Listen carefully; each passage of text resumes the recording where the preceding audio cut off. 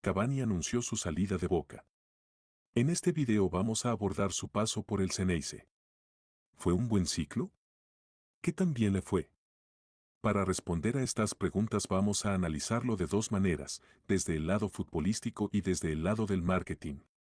Antes que nada, aclaro que soy bostero desde la cuna, pero no por eso le voy a chupar las medias a ningún jugador, dirigente ni a nadie. Vamos a hacer un análisis muy objetivo, realista y, más que nada, sincero. Muy sincero. Boca anunció el fichaje del uruguayo el 29 de julio de 2023, y en esa fecha era tanta la expectativa por tener un 9 goleador y de buena jerarquía, que miles de hinchas fueron a la Bombonera a ver su presentación el 31 de julio de 2023. Incluso rompió récord de venta de camisetas el día de la presentación. Boca agotó gran parte del stock y fue una de las camisetas más vendidas de los últimos años. Recuerdo que la Bombonera explotaba ese día. Todos estábamos eufóricos por tener ese 9 que al fin ocupara, aunque sea un poquito, los zapatos que dejó Martín Palermo y que nunca se pudieron reemplazar. Bueno, todos creíamos que ese hombre iba a ser Edinson Cavani. Debutó nada más y nada menos que en la Libertadores 2023 contra Nacional, donde no pudo hacer goles. Su primer gol llegaría el 18 de agosto de 2023 contra Platense, en un partido que Boca ganó 3-1. Pero volviendo a la Libertadores 2023, el uruguayo solo pudo convertir un gol. Eso sí, fue un gol importante, nada más y nada menos que contra Palmeiras en la semifinal.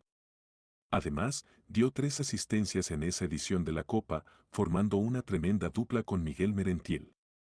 Me acuerdo de esa Libertadores en particular porque ahí era todo color de rosas.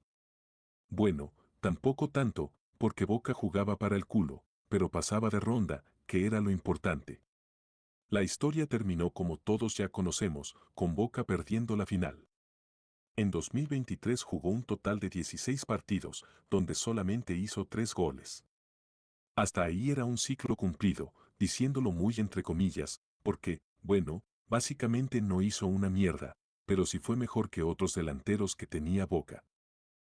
Pero su mejor etapa llegaría en 2024, donde jugó más de 40 partidos y convirtió alrededor de 20 goles. Y acá creo que es donde empieza el amor-odio hacia Cavani por parte de los hinchas xeneices, porque esos goles, que son una buena cifra con un promedio de un gol cada 2 partidos, no sirvieron para mucho que digamos. Lamentablemente, ese año tampoco se pudieron cosechar títulos. Por lo tanto, esos goles solo sirvieron para una estadística personal y no para la institución. Porque, ¿de qué sirve hacer goles si no ganas un carajo? Pero hay un factor del que para mí terminó marcando el paso de Cavani por Boca, las lesiones. Desde que llegó al club, el uruguayo nunca pudo tener una continuidad realmente larga. Entre desgarros, molestias musculares, problemas en el gemelo, en el sóleo y distintas sobrecargas, siempre había algún problema físico que lo dejaba afuera 1 o 2 partidos.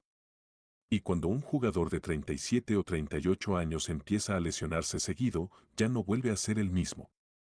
Puede seguir teniendo la calidad, puede seguir teniendo la inteligencia para moverse dentro del área, pero el físico ya no responde igual. Y eso se notaba muchísimo en Cavani.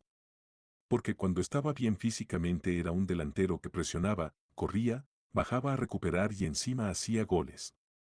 Pero después de cada lesión volvía un poquito más lento, un poquito más pesado y un poquito menos decisivo. Creo que ese fue el verdadero principio del fin de su ciclo en Boca. En 2025 es donde ese amor-odio se empezó a convertir solamente en odio. Tampoco lo tomen tan literal. El uruguayo bajó demasiado su rendimiento por las lesiones. Jugó cerca de 25 partidos en todo el año y los goles fueron pocos, muy pocos. Ese año incluso se jugaba el Mundial de Clubes, donde en las portadas de la competencia aparecía el uruguayo como una de las tantas estrellas que iban a disputar el torneo. Pero al final fue otro fracaso. Jugó solo un partido, y fue un partido para el olvido, donde se notaba que algo le faltaba.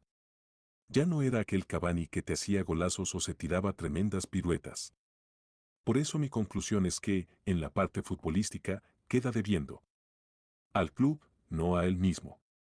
Porque hasta el momento de las lesiones estaba embocando bastante, a pesar de la edad que tenía. pero al club no le aportó mucho más que en el marketing. Y ahí es donde yo veo un balance positivo, en la venta de camisetas, en las bomboneras que se llenaban solo para ver al matador uruguayo, con miles de camisetas vendidas. Fue todo un éxito desde el punto de vista del marketing.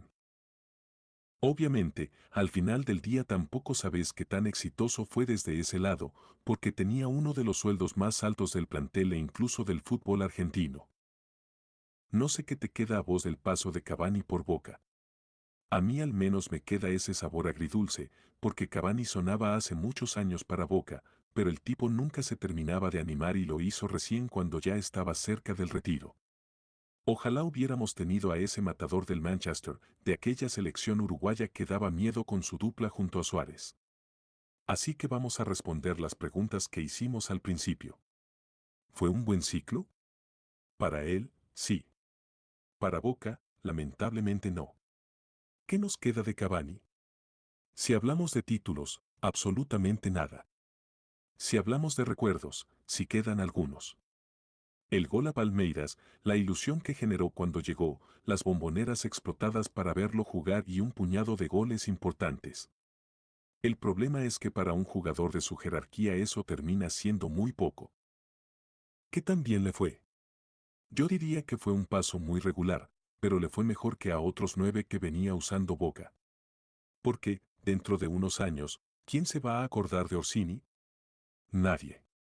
De Cavani, al menos, nos queda aquel gol a Palmeiras en semifinales, que fue uno de los goles que más grité en mi vida. Lamentablemente, la historia entre Boca y Cavani llegó a su fin de la peor manera, con el jugador lesionado y sin querer dar un paso al costado, con el hincha enojado con el uruguayo, sin cosechar títulos durante años y con un técnico nuevo llegando y teniendo que decirle que se hiciera a un costado porque no iba a ser tenido en cuenta. Hubiera sido muy bueno que esa decisión llegara por sí mismo y no porque se la impusieran otros. ¿Qué opinas vos?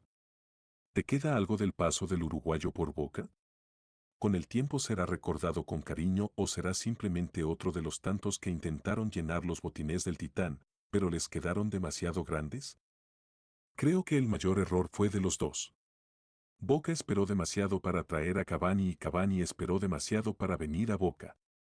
Si hubiese llegado 5 o 6 años antes, estoy convencido de que hoy estaríamos hablando de uno de los mejores extranjeros de la historia del club. Pero eligió quedarse en Europa hasta el final, y cuando finalmente cumplió su sueño, ya no era el mismo jugador. El sueño se cumplió, pero llegó tarde. Suscribiéndote me ayudas un montón o déjame un like si te gustan estos videos donde hablamos sin pelos en la lengua.